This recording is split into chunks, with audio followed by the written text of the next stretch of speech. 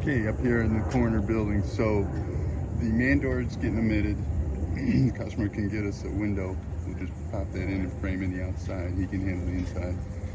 The awning's coming off, so there'll be no more delivery on this roof. We've got, it looks like there's 2 layers of flat and 2 layers of shingles that have to come off of here. We got a little apron roof. So we're going to take and hack off the railing, get rid of everything that protrudes through the roof. We're going to frame it in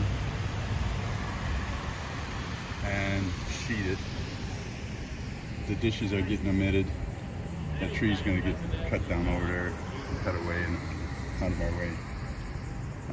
But there's some carpentry here. I'm going to have to see if I can get into the inside to see some of these open joists. It looks like we've got at least maybe 2 or 3 rafters I got a sister in, but they've been leaking for such a long time, it might be worse. I definitely plan on sheeting it off. Can't get away with that. It's got a nice crown right here, about a 12-inch crown, but then it dips down right there.